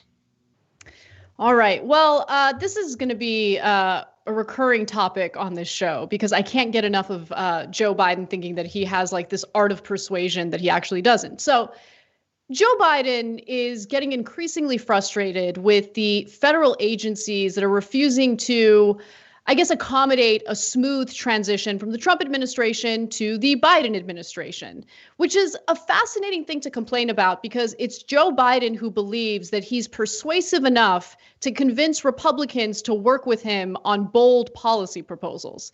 Now, here's what he had to say in a recent interview. Right now, we just aren't getting all the information that we need from the outgoing administration in key national security areas. It's nothing short, in my view, of irresponsibility. Now, he elaborates on this point in a video that we're about to show you. Let's watch that, and when we come back, I'll explain more. Right now, as our nation is in a period of transition, we need to make sure that nothing is lost in the handoff between administrations. My team needs a clear picture of our force posture around the world and our operations to deter our enemies. We need full visibility into the budget planning underway at the Defense Department and other agencies in order to avoid any window of confusion or catch-up that our adversaries may try to exploit. But as I said from the beginning, we have encountered roadblocks from the political leadership at the Department of Defense and the Office of Management and Budget. Right now, we just aren't getting all the information that we need for the outgoing administration in key national security areas. It's nothing short, in my view, of irresponsibility. So Biden also made a point to differentiate between Trump administration appointees and career federal employees who he believes, have been incredibly accommodating, and he referred to them as patriots. But the point that he's trying to make is, okay, these Trump appointees who have, worked in his administration are making this transition, process way more difficult than it needs to be. We're not getting the information we need. Okay, fair enough. That is a problem. But the point that I want to make is the Republican Party is the party of Trump.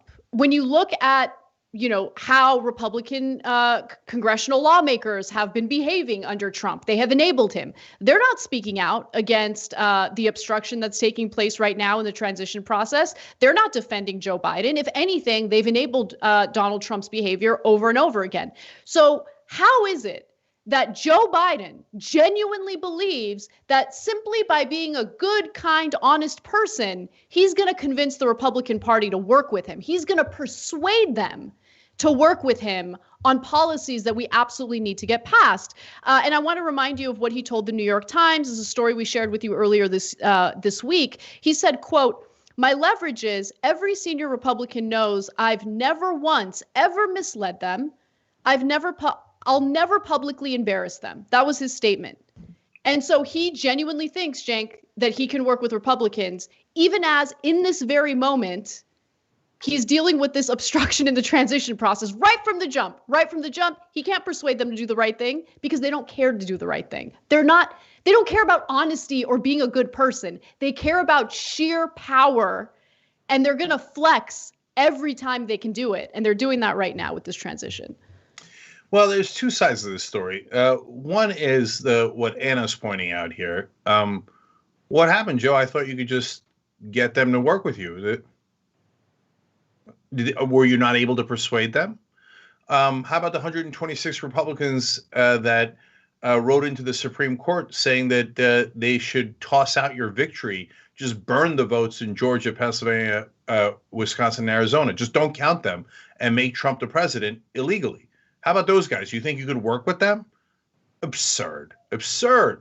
Now, the more disturbing part is the part you don't see. So there's credible reporting that Joe Biden behind the scenes pressured the Democrats to agree to that latest COVID relief bill that had only $600 in direct checks. So after Trump said 2,000, and then Pelosi did a cute little political trick where she was going to do a meaningless vote on the 2,000, and then she got caught with her hand in the cookie jar, and then they had a real vote, and then finally, Biden was like, fine, 2,000. He doesn't actually want the 2,000. So there is some truth to him being able to work with Republicans, but only if he agrees to the Republican position, which is the entire history and career of Joe Biden. Yeah, and I think, look, I can't say that he intentionally does this. He might be doing it subconsciously, but it's kind of this marketing strategy that I've seen among moderate Democrats over and over again. And it's a talking point that corporate media absolutely loves. It's this talking point of, I can do bipartisan deals. And the corporate media never gets into the nitty gritty of what those deals mean. They never talk about how the bipartisan deals with Democrats in support tend to be giant concessions to what the right wing wants. So a negotiation and bipartisan deal just for the sake of a bipartisan deal means nothing. What matters is the substance of the legislation or the substance of the resolution or the substance of what's happening.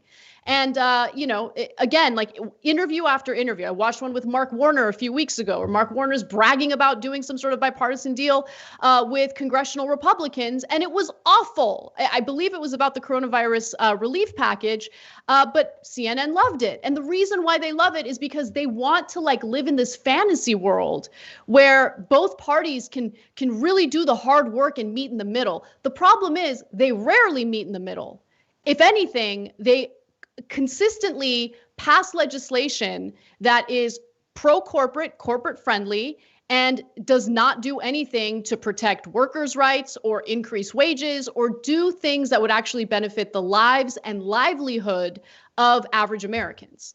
So, I think he's going to do bipartisan deals. I think they're going to be giant concessions to the Republican Party. That's what I'm worried about. Yeah, last two quick things here. One is the COVID relief bill is in a lot of ways a perfect example. Remember, Pelosi and Democrats started at $2.4 trillion, and this is not a $900 billion bill. Most of the money is actually retread from the original CARES Act that already passed. We did the math on this earlier. The Democrats basically got 15% of what they originally wanted.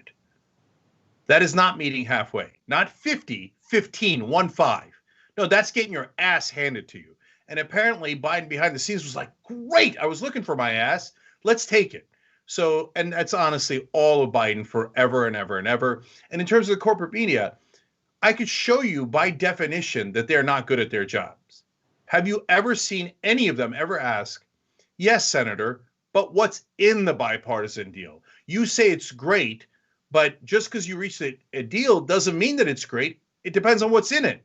Have you ever seen a cable news actor say that? Never, never. They're always painted as like, oh, wow, that is good news, Senator. How did you brave souls get to this incredible agreement? Agreement for the sake of agreement. Oh, by the way, that largely helps the rich. Don't tell our audience. We're also rich.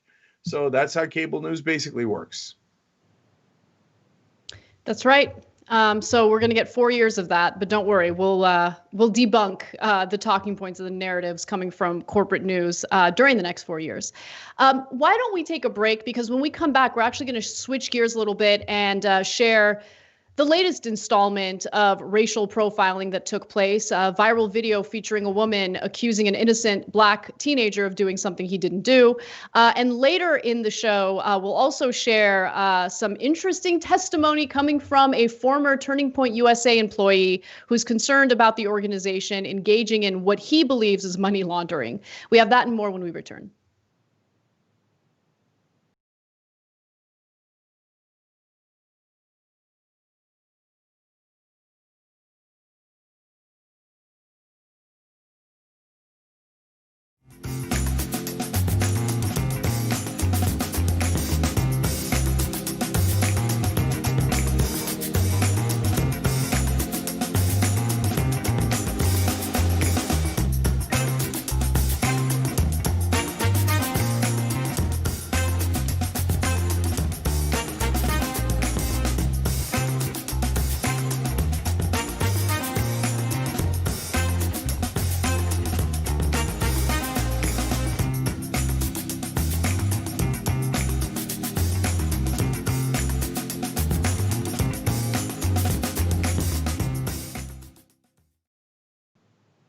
All right, back on the Young Turks. Thank a couple of sponsors here.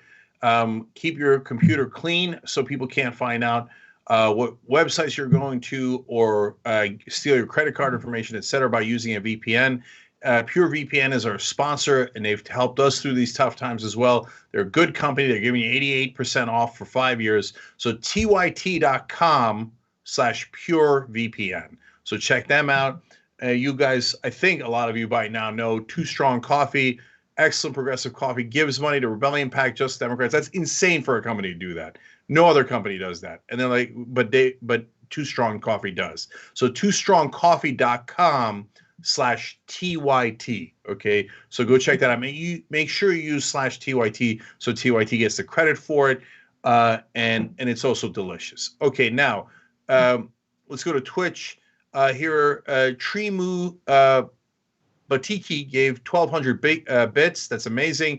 T. Bartimus gifted 3 subs. Cypher Shadow Dragon gifted a sub.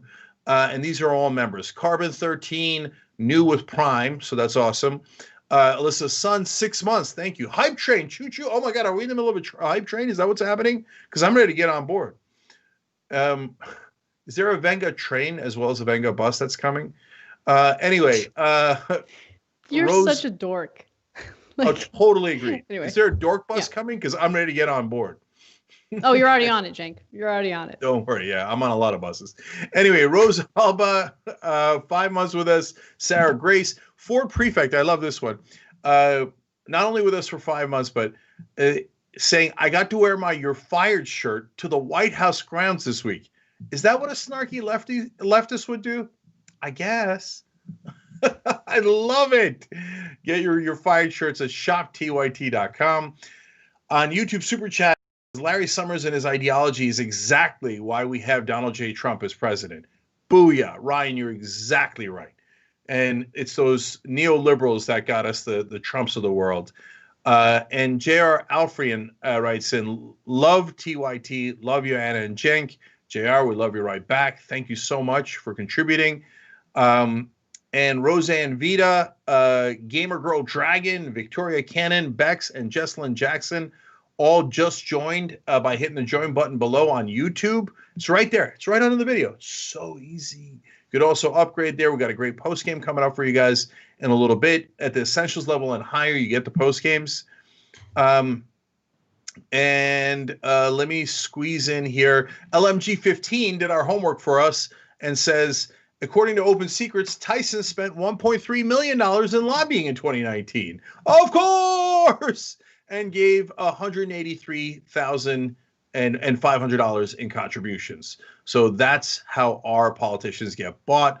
We've got the smartest audience on the planet, and I love doing this show with you guys. Baker Brigade says, Biden just needs to write a sternly worded memo. Nancy has a file cabinet full of templates from which he can select. Exactly. I love you guys.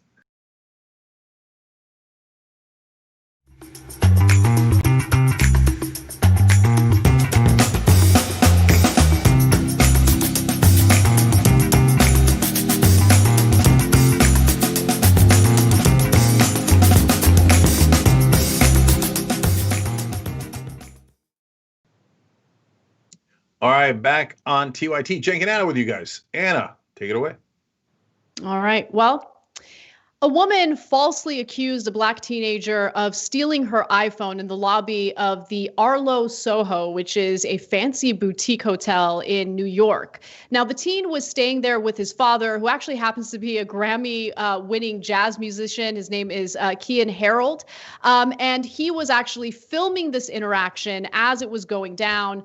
Now, obviously, there was no reason to believe this 14-year-old teenager stole her phone, but she publicly accused him of doing it anyway. And there are allegations that she physically assaulted the teenager as well. We do have the video to show you, although I will note that the video doesn't point out how she assaulted him or if she assaulted him, but you can hear the teenage boy's father repeatedly telling her to take her hands off of him. So with that note, let's take a look at how this unfolded. Please. Show me this is my phone. Show me. No. You don't have to explain nothing to her. Take the case off. That's mine. Literally, get it back. Please. Are you kidding me? You feel like there's only one iPhone made in the world? No. Okay, then show me the. No, show me all my... you get a life over there. No, what's on your background? You better go use find my iPhone. Go do that. Find my iPhone is on. No, you can't. No, I'm the manager of the hotel. I don't care. He will this right is my now. son. Hey, didn't you see me just come downstairs out of the elevator? I'm trying to help. Man. No, but you're not helping. What you've been is disrespectful. No, I'm trying to settle the situation. My son has nothing to do with her. No. I'm trying to figure out what's going on in the lobby. Then show me the proof. No, he's not leaving. Show me the proof. Are you kidding me? You better get on. I need you away. Let's go, kid. I need you away. I'm sorry. Better get on. We have you see two black people? No, I'm not letting him walk away with my phone. Wait. You better get on somewhere. No, please get my phone back. I cannot not have my phone. Listen, get your phone.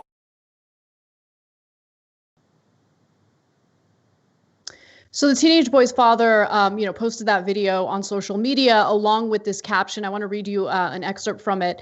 This incident went on for 5 more minutes. Me protecting my son from this lunatic. She scratched me. She tackled and grabbed him. He is a child. The manager advocates for the lady who is not even a hotel guest. Later, the hotel said that she was in fact a guest, insisting and attempting to use his managerial authority to force my son to show his phone to this random lady. He actually empowered her. He didn't even consider the fact that we were actually the guests.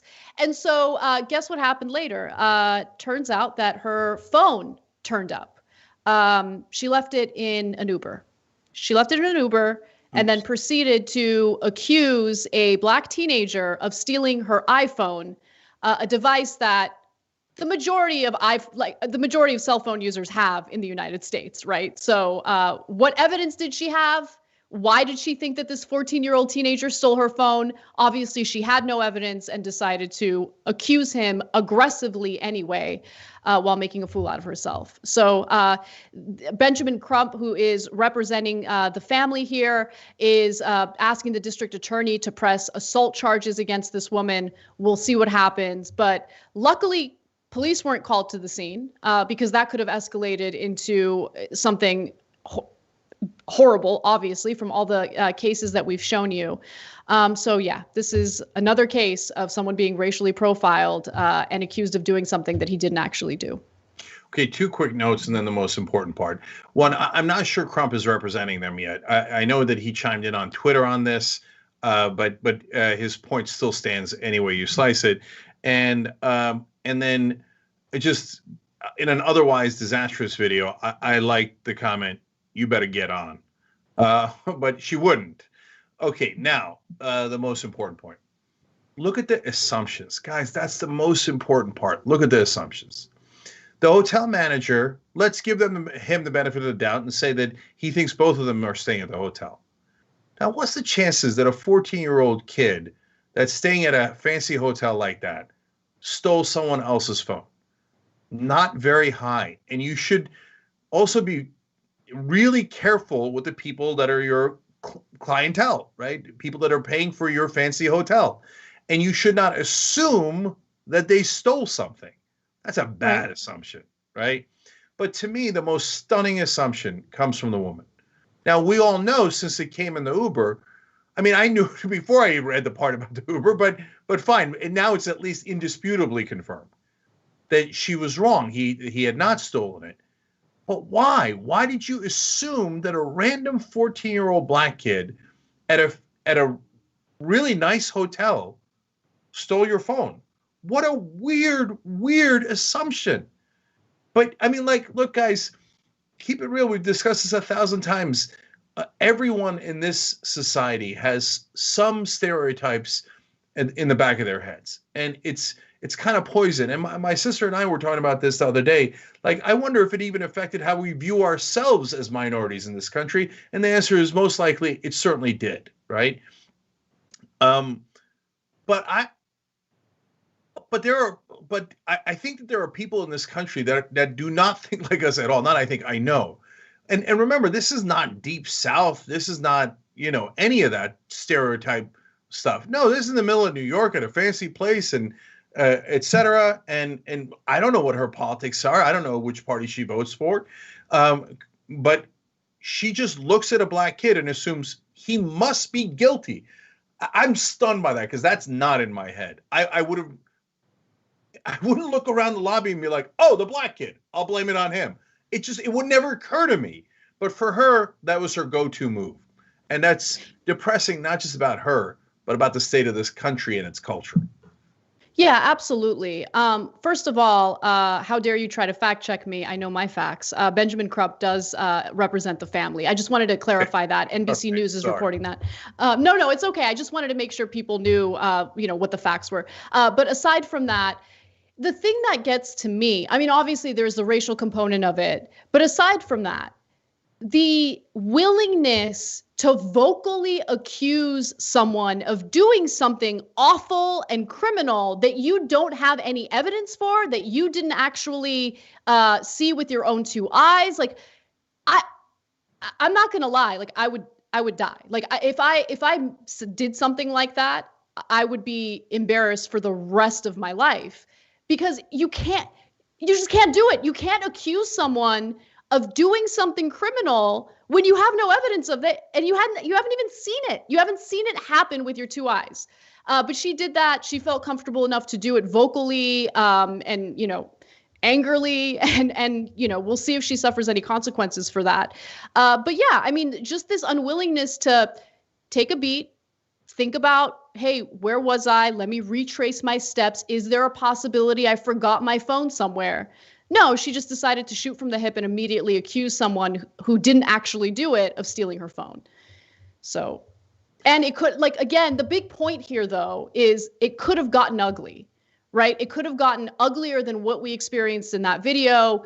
What if the cops were called?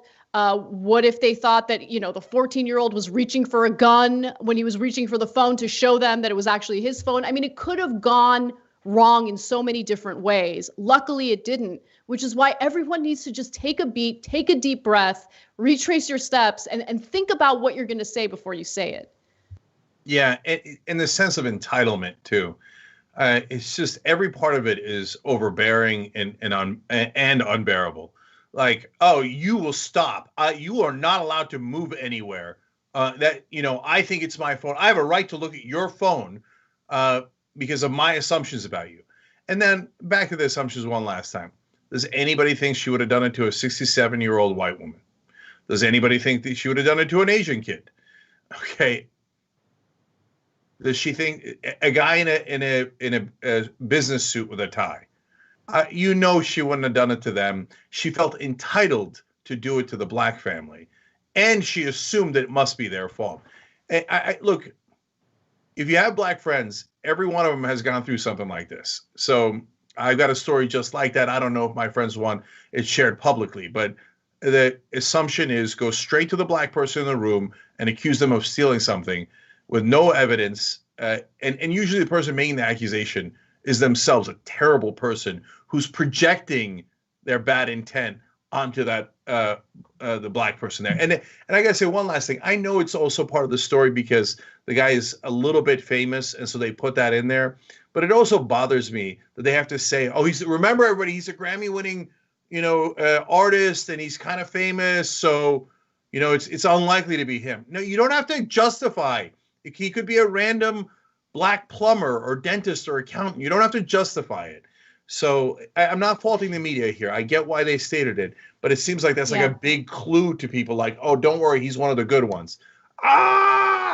So I agree. I agree with that take. I think oftentimes, various news stories will get into the histories of the actual victims in the story to kind of like ease the readers or the audience nerves regarding like the person's reputation. But I think in some contexts, it's also important to note that it doesn't even matter how successful a person of color or a black man is in this country. It doesn't matter if he's even a little famous because of his music career. This type of profiling impacts every black person in the country, every person of color, and it's because people have these biases.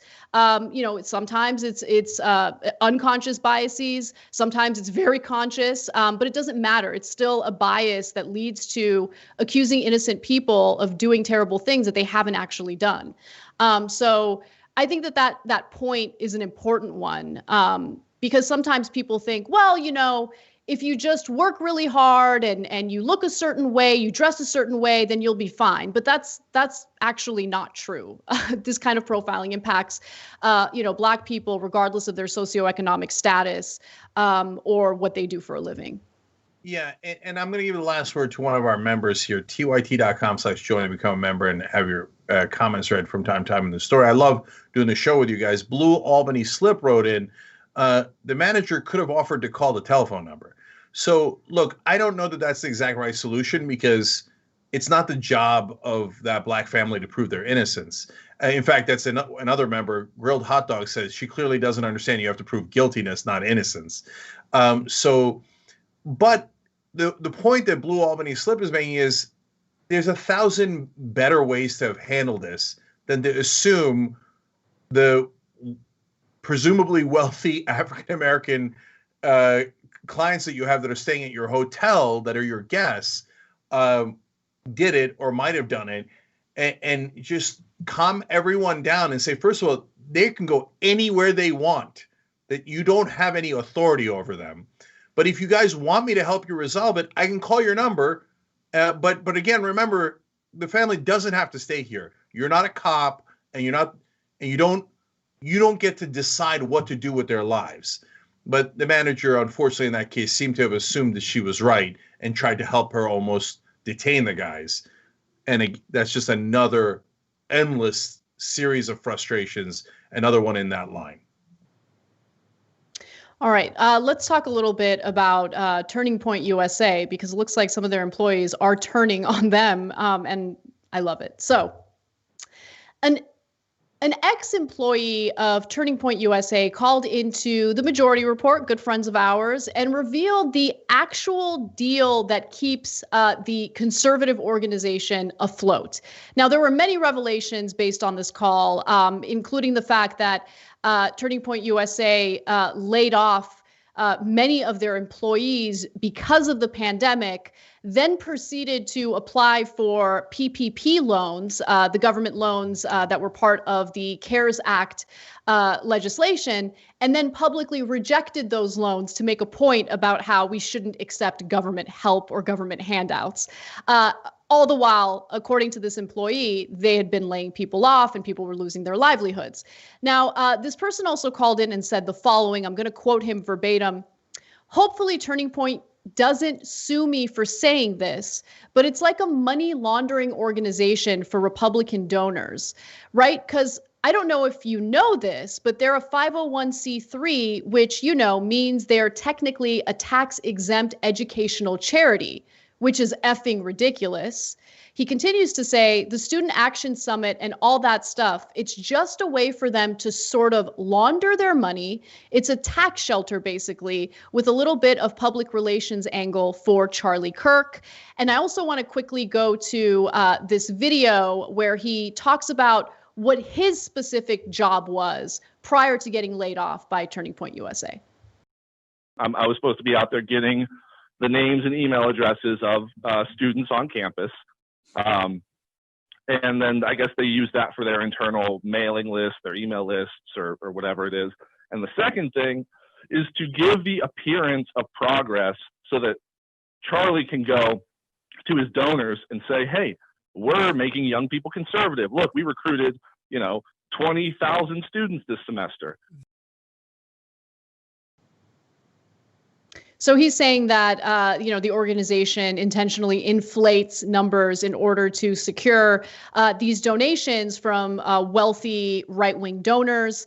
Real quick, I do want to note some of Alex Koch's reporting when he was reporting for TYT. He found that prominent GOP political donors of to Turning Point USA include Charles Koch, Education Secretary Betsy DeVos and her family, Robert and Rebecca Mercer, Illinois Governor Bruce Rauner, prolific GOP megadonor Richard Uihlein, Home Depot founder Bernie Marcus, and Wyoming gubernatorial candidate Foster Friess. And if you mention Foster Friess to Charlie Kirk, he will throw a temper tantrum, as he did during Politicon when Cenk brought it up.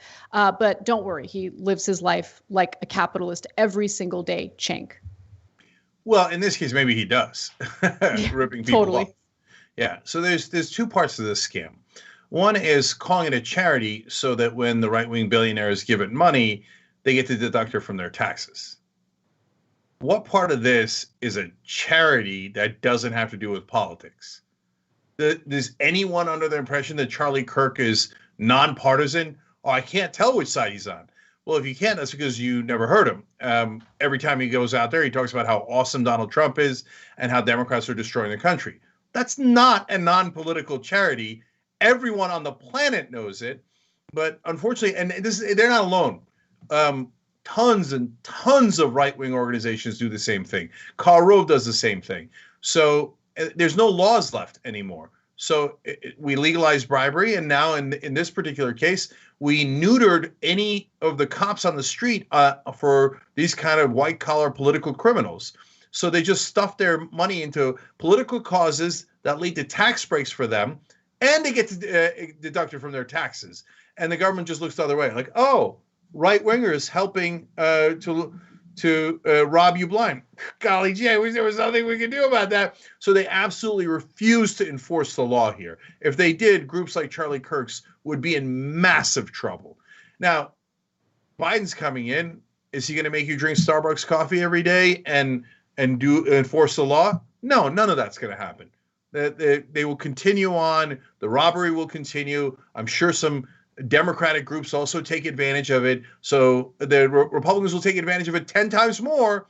But since there's a couple of Democratic groups that do it too, Biden will do absolutely nothing about it. Okay. And that's why the Charlie Kirks of the world are encouraged. They're like, these schmucks are never going to stop us. Why wouldn't we bend the law or break the law?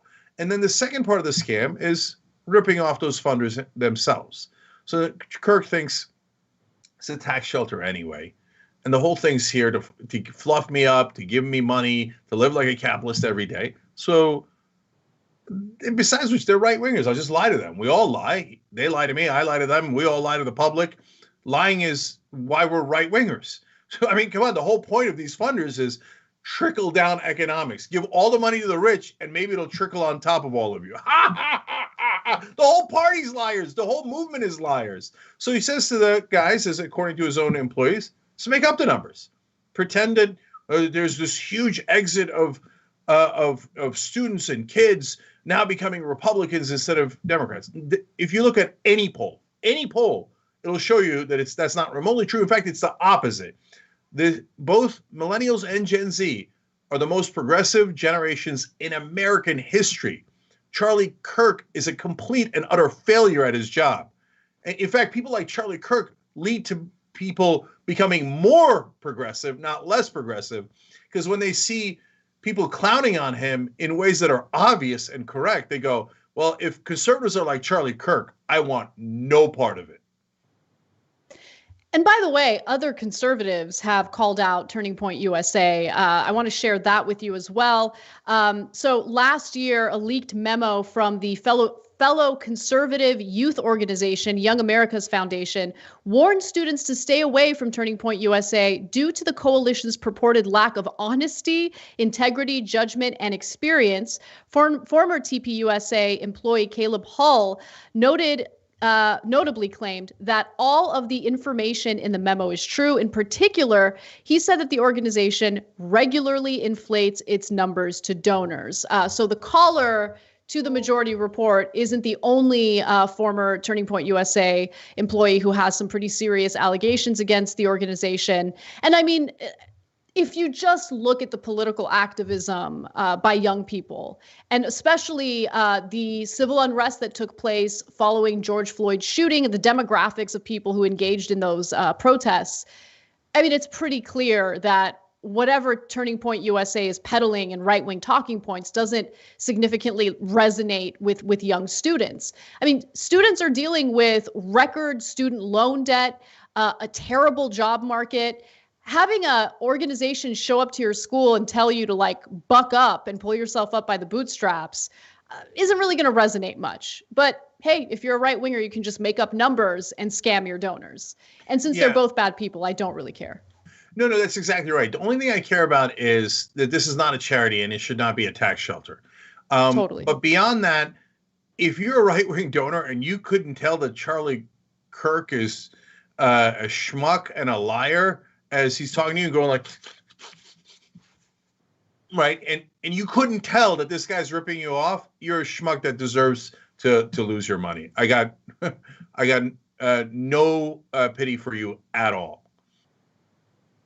When we come back from the break, we'll discuss the black market for coronavirus vaccines and Donald Trump's fury at Republicans in the House who have decided to override his veto on the National Defense Authorization Act. That and more when we return.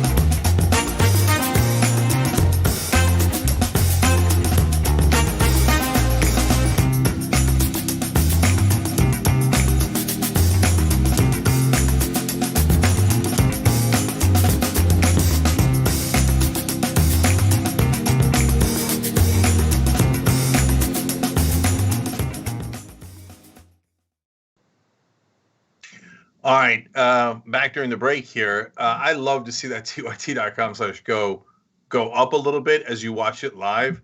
So down to 24,000. Amazing. Almost there. Almost there. Let's just push this out. We've got only 2 days left. tyt.com/go.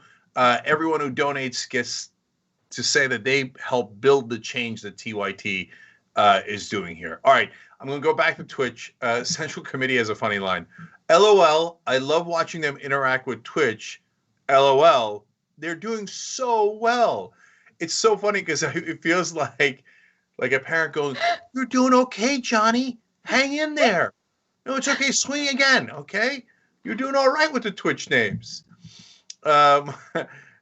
Speaking of Twitch, Anesthesia Beaverhouse writes in, "Love you, Anna." And they've been a member for 7 months. I love you too. Crazy Hawaiian and PA gifted a sub as usual. 51st State gifted a sub. K Hart said, "Woo, got my Prime resub to work." Yes, if you're doing it on Amazon Prime, you do have to resub every month. Please don't forget to do that. Again, it doesn't cost you anything. It's super easy, but we do get the revenue out of it. It's a win-win for everyone. Weston 614, Holtzy, and C Missile, all subs. Thank you so much. Really appreciate it. So Ray Turner says on YouTube Super Chat, "I made a donation to TYT before Christmas and got a message today saying my TYT free T-shirt will be crossing the pond to the UK very soon." That's awesome. Don't forget, guys, $127 donation and you get the press on T-shirt. So I got that cool TYT mic on it. And it's the only time we ever do those shirts. We never do them outside of a campaign. So there's only 2 days left, $127 for that. $1,000 gets you the press-on hoodie with the same mic on it. It gets you on the donor wall. If you want to find out if you got a big donation, we love you for it. We will name parts of the studio for you because you deserve it. Go to tyt.com/press-on to find out what you can name in the studio, including our chairs, the buildings, the monitors, etc., the hallways. And then Brandy Bragg wrote in, "So are all the essential workers going to get to write off all the PPE we've had to spend our own money on this year and get to only pay $750 or less in taxes next year?"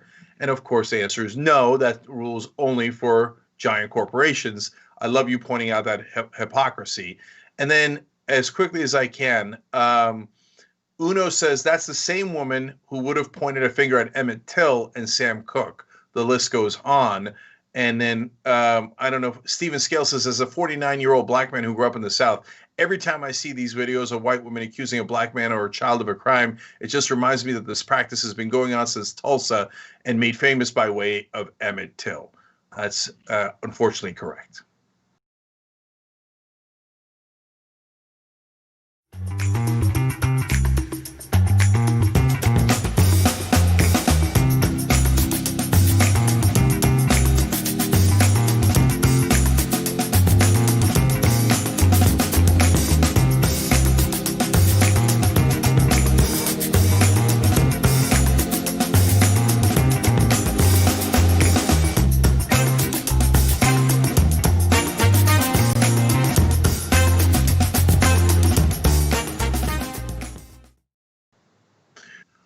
All right, back on TYT, Jen and Anna. Anna, take it away. Well, we should talk a little bit about the coronavirus vaccine because there have been a number of issues regarding its distribution. So clinics in New York are accused of unauthorized distribution of the COVID-19 vaccine. The owner of Parcare Urgent Care Clinics is basically the owner, the executive who is facing an investigation regarding how they obtained the coronavirus vaccine, but more importantly, how they've been distributing it to clinics within their umbrella and the types of patients they have agreed to vaccinate. So they've also been ordered to return all of the vaccines that they haven't used yet. They had secured 2,300 vaccines from Moderna, and now the vaccines that they have not utilized, they need to send back. Now, Parcare on earlier Facebook posts didn't hide the fact that it had access to these vaccines, that it was offering it to its patients. But State Health Commissioner Dr. Howard Zucker said that he had received reports from Parcare's Orange County location indicating that they may have fraudulently obtained the vaccine and diverted it to its other facilities, which you're not supposed to do, and given it to members of the public. The state has prioritized, for good reason, frontline workers, healthcare workers specifically, and also long-term care residents, people who live in elderly, communities and homes, who of course are incredibly vulnerable to the spread of this virus. So Howard Zucker also said the following: "We take this very seriously, and the Department of Health in New York will be assisting state police in a criminal investigation into this matter. Anyone found to have knowingly participated in this scheme will be held accountable to the fullest extent of the law." And in response to this, by the way, Governor Andrew Cuomo has said that he will fine, companies or individuals who participate in any type of black market use or sale of these vaccines. Governor Cuomo said that providers that ignore this will face fines up to $1 million and they will have their state licenses revoked, which is pretty serious. And it should be taken seriously because we're already seeing pretty terrible behavior by lobbyists representing various industries who want to jump ahead of the line and get access to the vaccine first. There have already been issues with distributing the vaccine within states because what the federal government has essentially done is they've sent out the vaccines, about 20 million doses of the vaccines to all states, but they did not give the states guidance on how to distribute them and essentially said, well, it's up to the states. You guys come up with your own process and we're done with it. And that's led to all sorts of problems, which is why even though 20 million doses have been sent out by the federal government, in relation to that number, a very few, a small group of people have actually been vaccinated at this point. The number should be much higher. All right. So speaking of which, just now, Donald Trump came out after having said a week earlier that he was the person responsible for getting, quote, a record number of inoculations to the American people.